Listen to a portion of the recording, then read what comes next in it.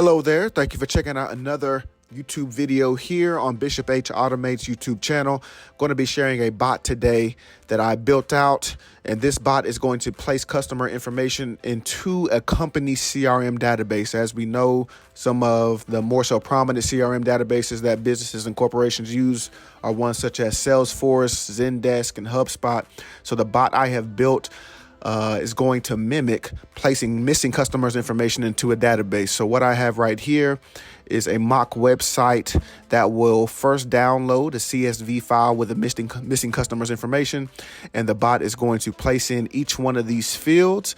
It's going to select whether or not there is an active discount offered, a non-disclosure agreement is on file, and it's going to register it. So therefore, individuals that may be following up with these customers or sales representative will have them on file to make their proper contact as needed. So let's get into some of the code right here.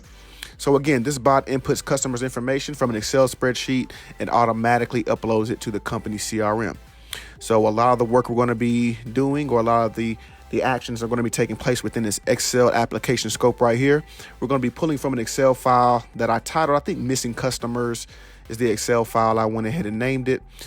Moving forward, one of the first actions we're going to do is read the data and place it into a data table, naming it DT Missing Customer. So that's going to be the data table that we reference for the rest of the code and the rest of the robot that I have built here.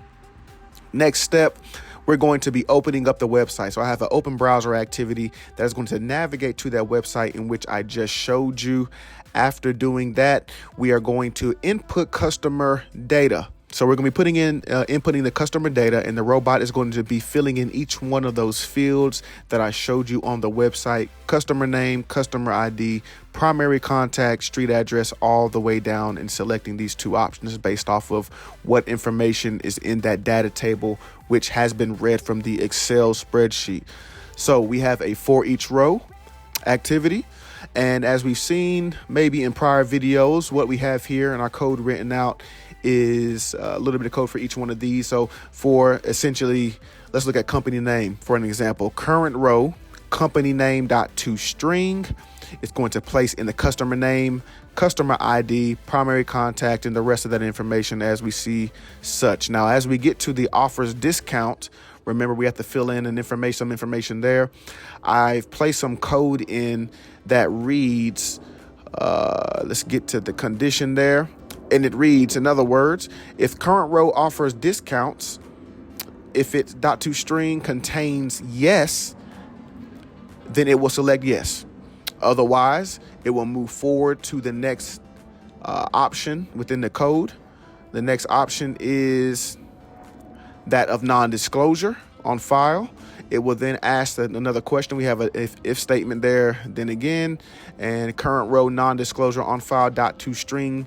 If it contains yes, then it will select non-disclosure on file. If not, it will leave it blank. And of course, I could have selected a default to where it moved forward or some regard in the code, but I decided just to leave it fairly simple.